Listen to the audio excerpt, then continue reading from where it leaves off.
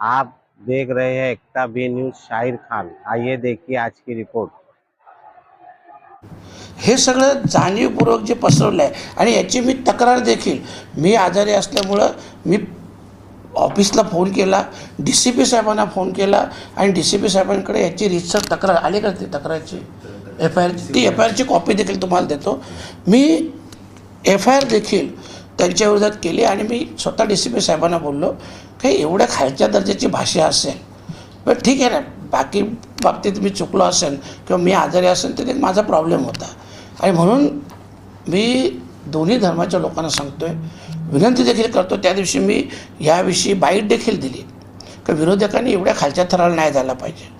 का तिथं मुस्लिम येतात का मग बाळ्यामामांनी सुनता करावी अशा, आणि हे मला माहीत आहे कोणी केलेलं आहे, जे काही माझे नेते आहेत त्यांनी केलेलं आहे आणि या सेम घटना एकाच दिवसाच्या आहेत आणि एकाच दिवशी दोन्ही समाजात अशा प्रकारचं माझ्याविषयीचं जे विष पेरलं गेलेलं आहे। खरं म्हटलं तर मी ईदच्या 5-6 दिवस अगोदर जेव्हा भिवंडीत इफ्तार पार्टी होते,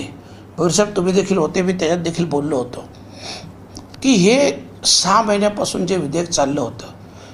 कुठल्याही सदस्याला विश्वासात न घेता हे सगळ्या सदस्यांनी बोललेलं आहे की आमची स्टेटमेंट जर विरोधात असेल तर ती फक्त ऐकली जायची, परंतु तिची दखल घेतली जात नव्हती किंवा त्याच्यात लेखी नोंद होत नव्हती।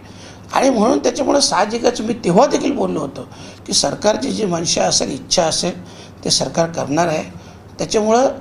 त्यांनी खरं म्हटलं तर हा जो बिल आहे हा असं वाटलं होतं का पावसाळ्यात येईल, परंतु हे तुमच्या माहितीसाठी मुद्दाम सांगतो की 4-5 दिवस अगोदर जेव्हा मी TV वर बसलो होतो आणि मी न्यूज बघत होतो, माझे काही मित्रमंडळी होते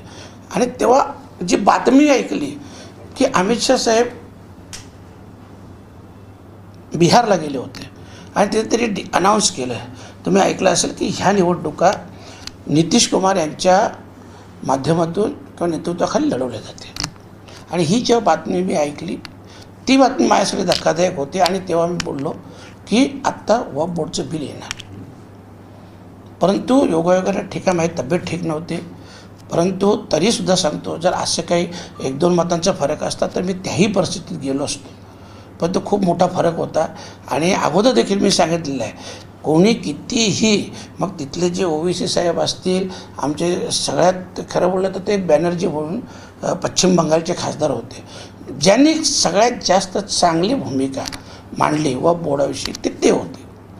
परंतु कुठलीही गोष्ट सरकारने कुठल्याही गोष्टी दखल घेतली नाही आणि म्हणून सरकारच्या इच्छेनुसार तो बिल आणला गेला आणि तो पास केला गेला। त्यात फक्त मी एवढीच दिलगिरी व्यक्त करतो का मी तब्येत बरोबर नसल्यामुळे मी येऊ शकलो नाही। तुमच्यासोबतच अमोल कोल्हे असतील खासदार किंवा शरद पवार ते देखील उपस्थित नव्हते? नाही, त्यांचं नाही मला माहिती। आणि मी त्या दिवशी लगेच मी हॉस्पिटलमधून ॲडमिटचे आमच्या ग्रुपवर NCP आमचा ग्रुप आहे त्याच ग्रुपवर लगेच टाकलं पण होतं मी, म्हणजे सुप्रियाताईंच्यासोबत जो आमचा एक ग्रुप आहे त्या ग्रुपवर मी देखील हॉस्पिटलचे जे ॲडमिटचे पेपर होते तेही टाकले होते। दुसरीकडे आपण जर बघतो वक्फ सुधारणा बिलासाठी जे जॉईंट पार्लिमेंटरी कमिटी स्थापन करण्यात आली होती, त्या समितीच्या एकही तुम्ही सदस्य आहेत त्या समितीचे आणि त्या एकही बैठकीला तुम्ही उपस्थित नव्हता,